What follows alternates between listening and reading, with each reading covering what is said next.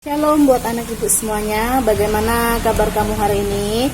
Ibu harap kamu tetap dalam keadaan sehat. Pada tanggal 5 Oktober 2020 kita akan belajar tema 3, subtema 1 PB6 mata pelajaran PKN mengenai pelaksanaan hak dan kewajiban dalam kehidupan sehari-hari. Lalu bahasa Indonesia mengenai wawancara.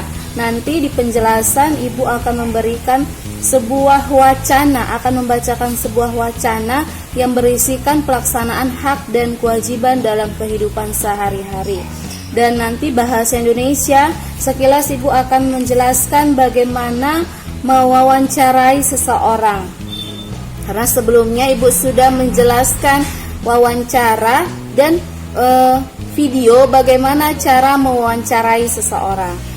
Selamat menyaksikan video pelajaran ibu berikan. Jangan lupa diawali dengan doa. Dan ibu harap kamu sudah sarapan dan mandi. Tuhan Yesus memberkati. Pemenang Kalpataru. Air sangat penting bagi manusia. Musim kemarau telah tiba. Di mana-mana terjadi kekeringan. Para petani bekerja keras untuk mendapatkan air. Hari itu hari Minggu. Adit, Mutia, Coki, dan Elis bermain ke rumah paman Adit yang berbeda di desa tetangga. Jarak dari rumah kira-kira 10 km. Mereka pergi naik kendaraan umum. Sesampai di rumah paman Adit, mereka terkejut melihat kondisi yang memprihatinkan. Tanah kering dan gersang menjadi pemandangan yang menyedihkan. Lalu Adit berkeliling mencari pamannya karena semenjak datang ia belum bertemu pamannya. "Paman, paman, di mana?" teriak Adit sambil mencari ke sana kemari. Setelah mencari beberapa jauh, ia menemukan beberapa orang berkumpul di sebuah gubuk atau bisa dikatakan rumah kecil di sawah. Paman juga berada di sana. Setelah sampai, Adit ikut duduk mendengarkan seorang ibu yang sedang memberikan pengarahan kepada para warga di desa Paman Angga. Ibu tersebut memberikan penjelasan tentang bagaimana menyelamatkan lingkungan menjadi hijau dan tidak kekeringan lagi jika musim kemarau tiba. Para warga sangat hormat kepada ibu tersebut. Beliau adalah Ibu Ernawati, penerima penghargaan Kalpataru. Kalpataru adalah penghargaan tertinggi yang diberikan oleh pemerintah Republik Indonesia kepada pengabdi lingkungan atau perintis lingkungan. Ibu Ernawati telah lama mengabdikan dirinya pada lingkungan. Beliau bekerja keras untuk menyelamatkan penduduk di sekitar tempat tinggalnya dari kekeringan. Wanita itu menggali parit dari lereng bukit hingga ke desa tempat tinggal penduduk untuk mengalirkan air dari mata air yang ditemukan di bukit. Kita wajib bangga padanya.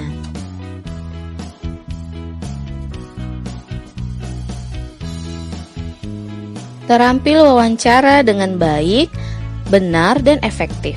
Kegiatan wawancara sebenarnya menjadi efektif dan efisien apabila kita mengetahui cara dan rencana wawancara dengan benar.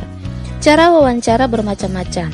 Jika ingin melakukan wawancara terhadap seseorang, kita dapat memakai cara individual atau perorangan. Kegiatan wawancara ini bisa sedikit berbeda tergantung pada orang, tempat, waktu, dan hal yang dibicarakan. Nah, sebelum melakukan wawancara, perhatikanlah hal berikut. Yang pertama, menghubungi orang yang akan diwawancarai, baik langsung maupun tidak langsung, dan memastikan kesediaannya untuk diwawancarai. 2. Persiapkan daftar pertanyaan yang sesuai dengan pokok-pokok masalah yang akan ditanyakan dalam wawancara. 3. Persiapkan daftar pertanyaan secara baik dengan memperlihatkan 6 unsur bertanya, yaitu 5W tambah 1H. What, apa, why, mengapa, when, kapan, where, di mana, who, siapa, dan how, bagaimana. 4. Pada saat kegiatan wawancara berlangsung, usahakan untuk tidak terlalu bergantung pada pertanyaan yang telah disusun.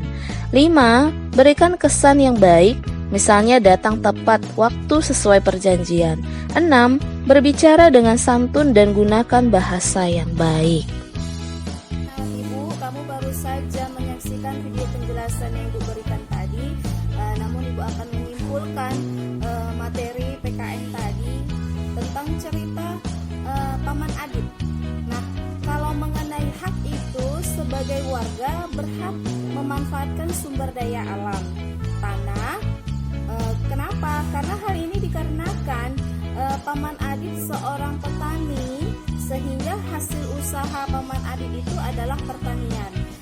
Kalau mengenai kewajiban, sebagai warga yang baik, sebaiknya melakukan kewajiban yang tepat. Maksudnya di sini pada sumber daya alam yang digunakan itu harus dirawat atau dijaga agar warga tersebut mendapatkan hak sepenuhnya.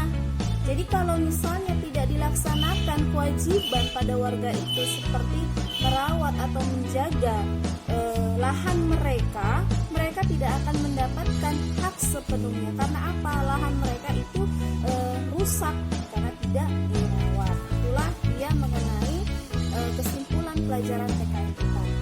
Lalu mengenai tugas itu ada di halaman 44. Itu ada petunjuk kamu melakukan wawancara juga. Di buku tema kamu di halaman 44 itu tidak perlu kamu tulis, kamu baca saja sebagai pedoman kamu. Tugas kamu bahasa Indonesia, kamu melakukan wawancara kepada seorang petani, karena wawancara kamu ini mengenai sumber daya alam hasil tanah, yaitu mengenai pertanian ya. Ketika kamu melakukan wawancara, Ibu harap kamu melakukan video rekaman, dan video rekaman kamu itu dikirim ke WA pribadi Ibu tanggal 11 Oktober 2020 terakhir ya. Lalu di buku tema kamu tulis pertanyaan wawancara kamu.